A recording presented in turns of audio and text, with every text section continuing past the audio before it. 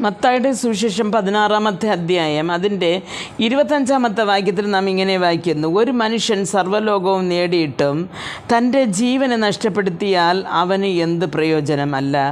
തൻ്റെ ജീവന് വീണ്ടുകൊള്ളുവാൻ മനുഷ്യൻ എന്ത് മറുവില കൊടുക്കുമെന്ന് പറയുന്നു. പ്രിയ ദൈവമക്കളെ, അപ്പോൾ ഈ ലോകത്ത് നാം എന്ത് തന്നെ നേടിയാൽ, നമ്മുടെ ആത്മാവിനെ നഷ്ടമാക്കിയാൽ നമുക്ക് ഈ ലോകത്ത് ജീവിക്കുവാൻ കഴിയത്തില്ലെന്ന് വചനം പറയുന്നു. കാര്യം എന്തെന്ന് പറഞ്ഞാൽ, ഒരാത്മാവിൻ്റെ വില എന്ന് പറയുന്നത് ഈ ലോകത്തിനേക്കാളും വിലപിടിപ്പ് ഉള്ളതാണ് എന്ന് വചനം പറയുന്നു. പ്രിയ ദൈവമക്കളെ, ഈ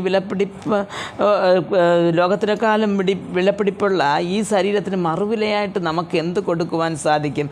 നമ്മുടെ കുറച്ച് പണമോ അല്ലെങ്കിൽ കുറച്ച് സൗകര്യങ്ങളോ, കാറോ അല്ലെങ്കിൽ ഒരു വീടോ, ഇതൊക്കെ നമുക്ക് കാണാം. പക്ഷേ ഒരു ആത്മാവിൻ്റെ വില ലോകത്തിനേക്കാളും ഉള്ളതെന്ന് പറയുമ്പോൾ നമുക്ക് ഇത് ഈട് കൊടുക്കുവാൻ നമുക്ക് ഒന്നുമില്ല. പ്രിയ ദൈവമക്കളെ, ഒരു ആത്മാവിനെ നാം അങ്ങനെ കരുതണം. എന്നു പറഞ്ഞാൽ ആത്മാവ് നഷ്ടമാക്കിയാൽ നമുക്ക് സ്വർഗരാജ്യത്തിൽ പോകുവാൻ സാധിക്കത്തില്ല. ഇന്നും ജനങ്ങൾ ഒരു ദൈവിക ആരാധന വിട്ട് അല്ലെങ്കിൽ ദൈവിക കൂട്ടായ്മ വിട്ടിട്ട് അവർ വിചാരിക്കുന്നത് അല്പകാലമല്ലേ ഈ ഭൂമിയിൽ ജീവിതമുള്ളൂ, ആ ജീവിതത്തിൽ മാക്സിമം മക്കൾക്ക് ചേർക്ക വേണ്ടത് അല്ലെങ്കിൽ തൻ്റെ പ്രിയപ്പെട്ടവർക്ക് ചേർക്ക വേണ്ടിയത് ചേർത്ത് അവരുടെ കരങ്ങളിൽ കൈമാറിയാൽ എൻ്റെ ദൗത്യം തീർന്നു എന്ന് അവർ വിചാരിക്കുന്നു. അതല്ല പ്രിയ ദൈവമക്കളെ, ഒരു ആത്മാവിന് മറുവിലയായി ഒന്നും കൊടുക്കുവാനില്ലെന്ന് ബൈബിൾ പറയുമ്പോൾ, നാം സ്നേഹിക്കുന്നവരുടെ ആത്മാവിന് വേണ്ടി നാം എന്ത് ചെയ്തു? അവരെ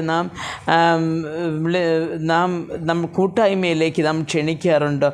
പ്രിയ ദൈവമക്കളെ, ഓരോ ദിവസവും നാം ആത്മാവിൻ്റെ വില മനസ്സിലാക്കി മുമ്പോട്ട് പോകുവാൻ ദൈവം നമുക്ക് ഓരോരുത്തർക്കും കൃപ നൽകട്ടെ. ആമേൻ.